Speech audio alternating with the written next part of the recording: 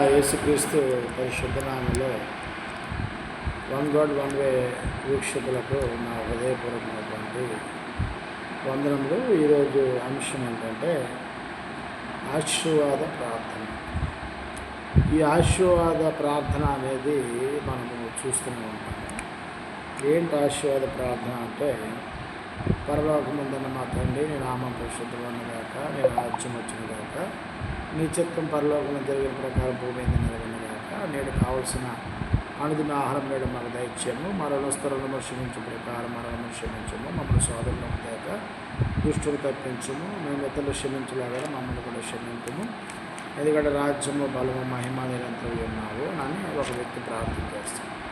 వెంటనే ఇంకో వ్యక్తి ఏమంటే, మరి ఫలానా జాల్ పాల్ గారు వచ్చి ఆశీర్వాద ప్రార్థన ఇస్తారని కూడా ఆయన వచ్చి తండ్రి యొక్కయు కుమారు యొక్క పరిశుద్ధాత్మ ఆదరణ మీకు లభించిన కాక. వాస్తవానికి ప్రార్థన బైబిల్లో ఉందా లేదా అనేది మనం ఆలోచన చేయాల్సిన అవసరం ఉంది. గుడ్డిగా ఏది పడితే దాన్ని నమ్మడానికి వీల్లేదు.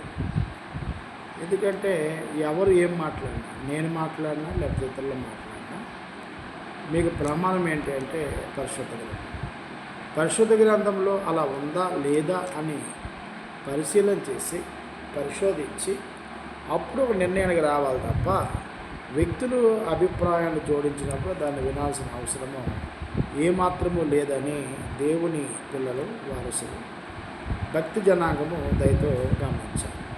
అసలు ప్రార్థన అంటే ఏంటో మొదలు తెలియాలి. ప్రార్థన అంటే దేవునితో నేరుగా మాట్లాడే అవకాశం.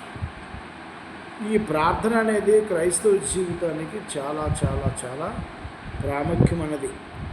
దేవునికి మనకి కమ్యూనికేషన్ చేసేది అంటే ప్రార్థన. మరి ఈ ప్రార్థన ఎలా ఉండాలి? తప్పుగా ప్రార్థన చేయొచ్చా దేవునికి? ఒక అధికారి దగ్గర ఒక అప్లికేషన్ తప్పుగా రాస్తే రిజెక్ట్ చేసి ఏం చదువుకున్నావు నువ్వు అని అడుగుతాడు. లేకపోతే నాకు చదువు రాదంటే ఎవడు రాశాడు? చదువు కూడా రాశాడా? మురుకుడు రాశాడా ఈ అప్లికేషన్? అంటే మనం పెట్టే దరఖాస్తే ఆ కాగితం ఇచ్చినప్పుడు సరిగ్గా లేకపోతే, వివరణ సరిగ్గా ఇవ్వకపోతే దాన్ని రిజెక్ట్ చేస్తారు. మరి దైవానితో నువ్వు మాట్లాడుతున్నప్పుడు దైవముతో నేరుగా కమ్యూనికేషన్ చేసేది ప్రార్థన.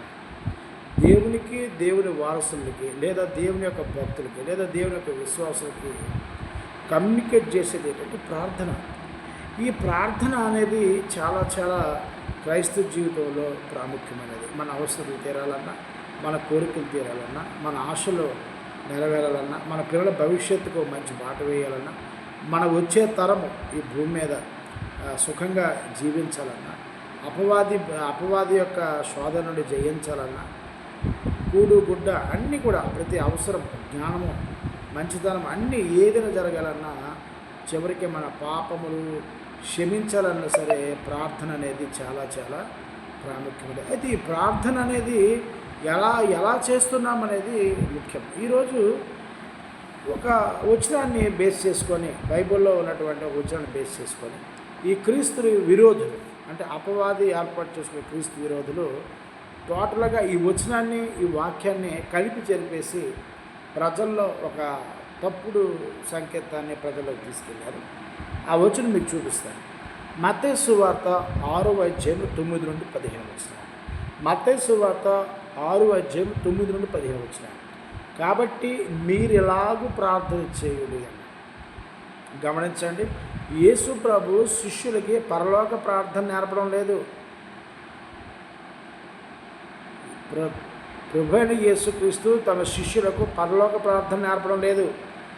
కాబట్టి మీరు ఎలాగూ ప్రార్థన చేయుడి అన్నాడు. తన శిష్యులకి ఎలా ప్రార్థన చేయాలో ప్రొసీజర్ చెప్తున్నాడు, ప్రొసీజరు నేర్పిస్తున్నాడు. ఇలాగ ప్రార్థన చేయండి అన్నాడు. ఏంటా కారణం? ఎందుకు అలాగ అన్నాడు అంటే, వారికి ప్రార్థన చేయడం అనేది రాదు. కాబట్టి ఏమన్నాడంటే, కాబట్టి మీరు లాగున ప్రార్థన చేయడం ఏమని చెప్తున్నాడు? ప్రార్థన ఎలా చేయమన్నాడు? పరలోకమందున్న మా తండ్రి. దేవుడు ఎక్కడ ఉంటాడు? భూమి మీద ఉంటాడా? దేవుడు మనుషుల మధ్య కాపురం చేస్తాడా? చేయడు. ఆ నరుడు కాదు మనుషులతో కాపురం చేయడానికి. ఆ దేవునికి శరీరం లేదు మనుషుల మధ్య నివాసం ఉండడానికి.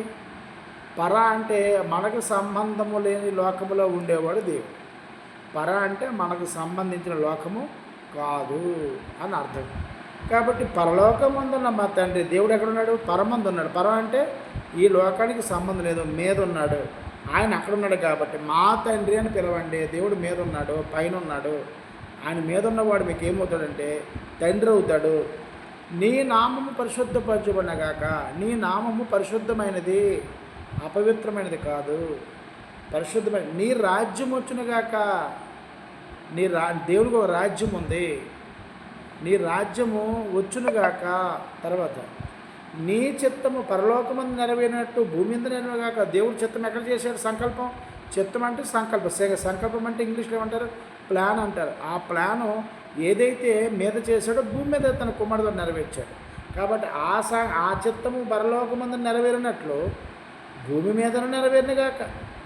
కాబట్టి కింద మనం ఉన్నాం కాబట్టి మా అనుదిన ఆహారం నేడు మాకు దయచేయండి. ఏ రోజుకి ఆ రోజు మాకు అన్నం ఇవ్వండి.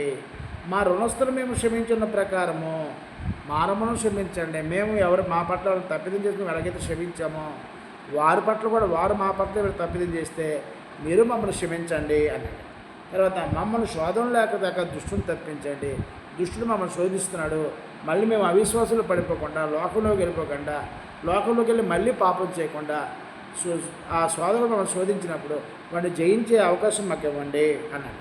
మనుషుల అపరాధములను మీరు క్షమించినలా మీ పరలోక తండ్రియో మీ అపరాధములు క్షమించును అన్నాడు.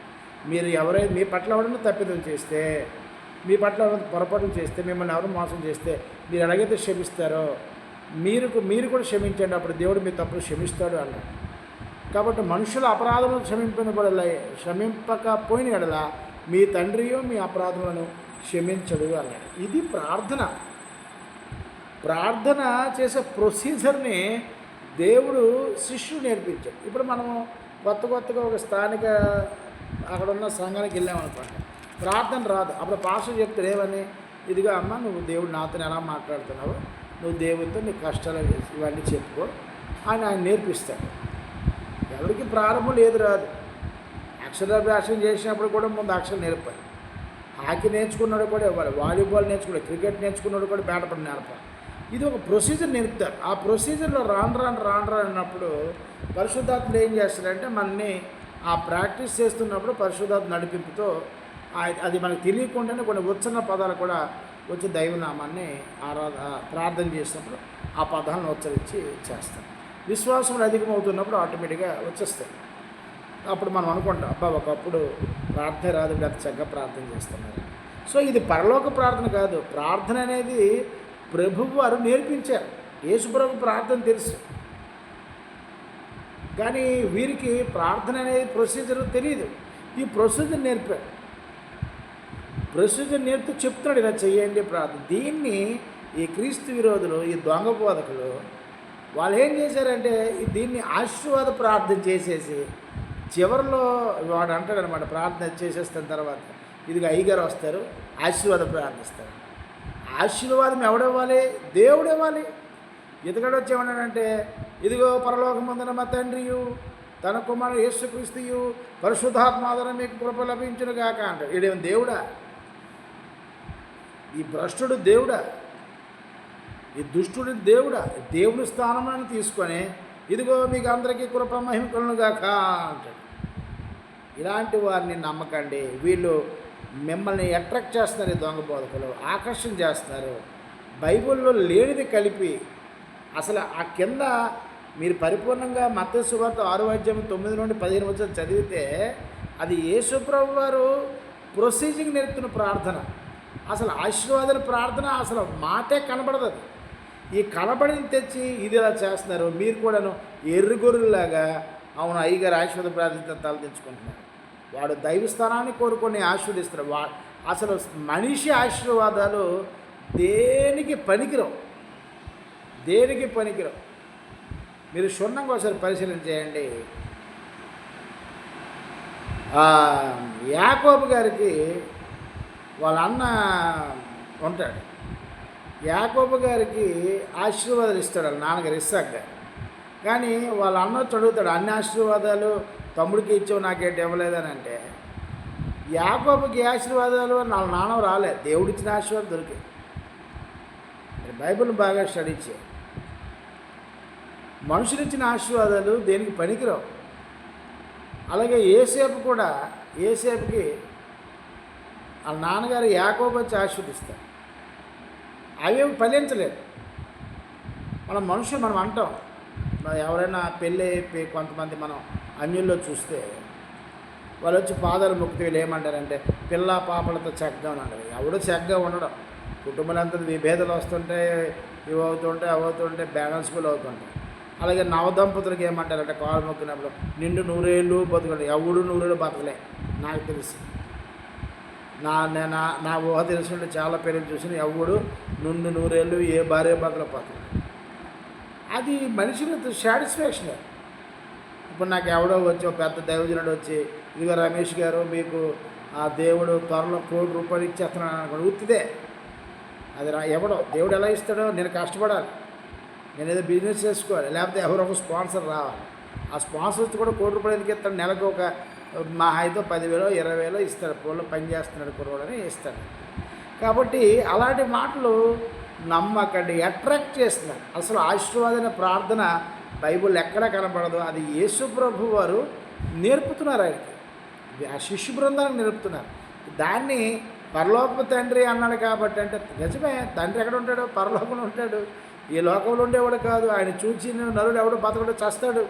కాబట్టి దీన్ని ఎలా చేయాలో, ఏ విధంగా చేయాలనేది యేసుప్రభు బోధించారు తప్ప ప్రాసెస్ని చెప్పాడు ఇలా చేయండి అని.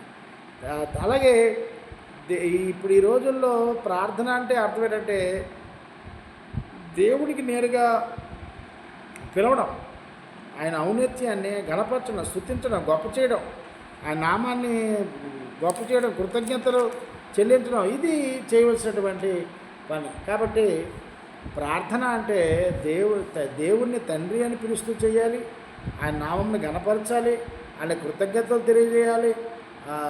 అలాగే మన సమస్యలు ఏవో ఉన్నాయో ఆయనకి తెలియజెప్పాలి. చివరిలో యేసుక్రీస్తు నామములో అడగాలి. ప్రార్థన ప్రొసీజర్ అది, అంతే తప్ప ఇది ఆశీర్వాద ప్రార్థన అనేది ఏమాత్రమో కాదు అనే సంగతి మీరు గమనించాలి. ఈరోజు ప్రార్థన ఎవరు చేయాలో కూడా తెలియదు. ప్రార్థన తండ్రికి నేరుగా చేయాలి. చివరిలో యేసుక్రీస్తు నామంలో అడుగుతున్నాము తండ్రి అని. కానీ ఇతగడు ఏమంటే ముందు తండ్రి అంటాడు, మళ్ళీ మధ్యలో యేసయ్య అంటాడు, మళ్ళీ యేసునామంలో అడుగుతున్నాడు తండ్రి అంటాడు. ప్రార్థన అనేది ఎవరికి రాదు రాదు రాదు రాదు. అలాంటి వారితో మీరు సావాసము చేయకండి. వీళ్ళందరూ కూడా అబద్ధ బోధకులు, అబద్ధ ప్రవక్తల సంగతి మీరు దయతో గమనించుకోవాలి. మొదటి యోహాను సువార్త 4:1 ప్రియులారా, అనేకులైన అబద్ధ ప్రవక్తలు లోకములోకి బయలుదేరి వెళ్ళారు. ఒకరిద్దరు కాదు, అనేకులైన అబద్ధ ప్రవక్తలు లోకము వెళ్ళారు కనుక ప్రతి ఆత్మను నమ్మకండి అన్నాడు. అక్కడ ప్రతి ఆత్మను నమ్మక ఆయా ఆత్మలు దేవుని సంబంధమైనవో కావో పరిశీలించండి అన్నాడు. గ్రంథంలో రాయబడినవి విషయాలు ఉన్నట్టుగా తెలియాలి అని అంటే మీరు దేవుని ఆత్మ గల మనుషులను మాత్రమే అడగాలి. అంటే మాలాంటి దైవజనులుగా మాత్రమే మీరు ప్రొసీజర్ని అడిగి తెలుసుకోవాలి. మీకు అర్థమైందా? కాబట్టి ఎవరిని పడితే అది అడిగితే మీకు తీవ్ర నష్టం కలుగుతుంది. వాళ్ళు నిత్య నరకానికి పోతారు. మీరు వారిని వెంబడిస్తున్నందుకు మీరు కూడా నిత్య నరకానికి వెళ్ళక తప్పదు. 100% జరుగుతుంది. అందులో ఏ సంశయం కూడా లేదు. కాబట్టి ఆశీర్వాద ప్రార్థన అనేది మత్తయి సువార్తలో మనం ఏదైతే చదువుకున్నామో దాని ప్రకారము అది ఆశీర్వాద ప్రార్థన కాదు, అది శిశు బృందాలకు నేర్పుతున్నటువంటి ప్రార్థన. అలాంటి వారు ఎవరైతే ఆశీర్వాద ప్రార్థన అంటున్నారో వారి విషయంలో తస్మాత్ జాగ్రత్త. వీడియో నచ్చితే లైక్ చేయండి, షేర్ చేయండి, కామెంట్ చేయండి. మీ అభిప్రాయాల్ని మాకు తెలియజెప్పండి. మీ అందరికి కూడా హృదయపూర్వకమైన వందనాలు.